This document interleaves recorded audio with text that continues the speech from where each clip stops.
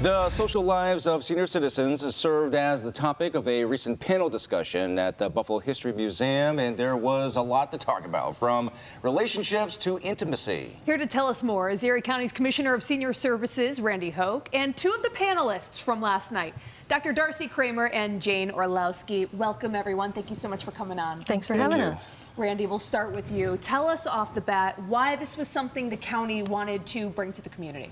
So this was part of our Older Americans Month celebrations. The theme for this month is flipping the script on aging. And we know there's a lot of negative stereotypes out there. So we wanted to tackle the stereotype of sex in later life head on. Yeah, so there's a lot to sort of digest here. We're talking about relationships, and as people do age, their lives may be changing, things are happening in life. What are some of those effects to those folks in terms of relationships and relationship building?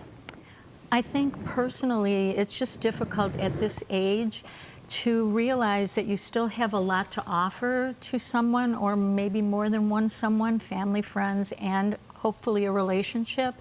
But it's not that easy to come across and say, I'm willing, I'm ready, I want to be with someone. So, you go on a dating site, you hope for the best.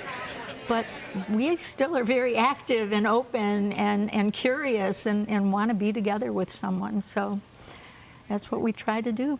And then there are also changes to our bodies as we age, which changes the ways in which we can engage with one another.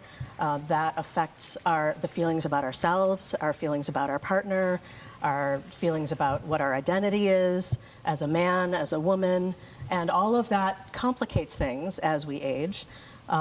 And then putting on top of that social norms, to what extent can we talk to other people about these kinds of things? What are the assumptions people make about us? There's all sorts of things that go into all the process of aging and sexuality. I was scrolling on social media last night, as one does, and I actually came across this video. Someone had said, aging, yes, it could be scary, but it is a privilege, right? Oh, absolutely. Well, sure. Absolutely. And what was the whole point of this too is to be educational, for us to be an open, honest space. Would you say people took that away from it? Absolutely. I don't want to speak for everybody else here, but personally, I've gotten a lot of information back from people that attended, friends of mine who came from a social group that I'm on. The ones that couldn't attend asked if there was an audio available.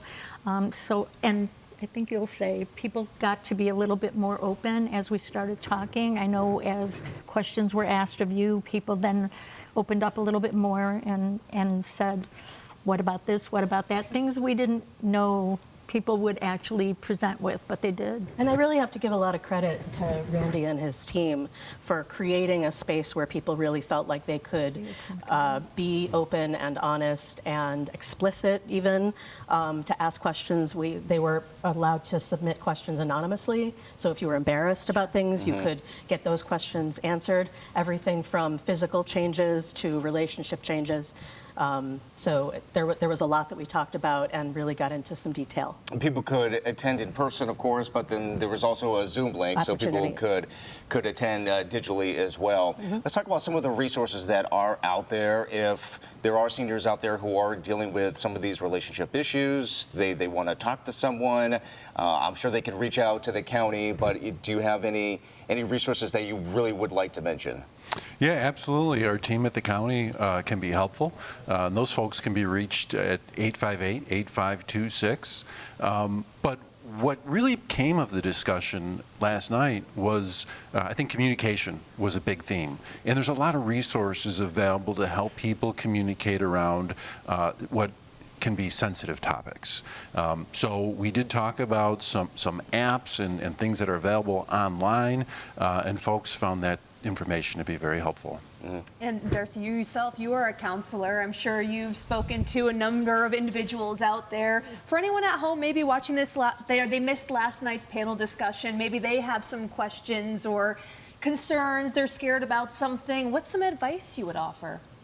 Well, I think that to remember that we're all human. I'm a licensed marriage and family therapist, and so this is really what we do is we talk about sex and we talk about relationships.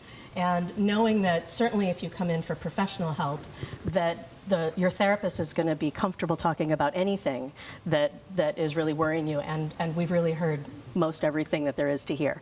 So anything that you're going to come up with is normal, and there's certainly people who have been through it before. And like a lot of things, I'm sure your recommendation is to speak up, to talk about these things, right? Certainly. Don't keep things inside. Well, and that's one of the things Yeah. we talked about last night that was really important, was the idea of having conversations with your partner. That people who are aging now were not brought up in an environment like younger people have been now, where it's much easier to talk about things like consent and things like what you like or don't. So there are a lot of barriers to talking with your partner about those kinds of things.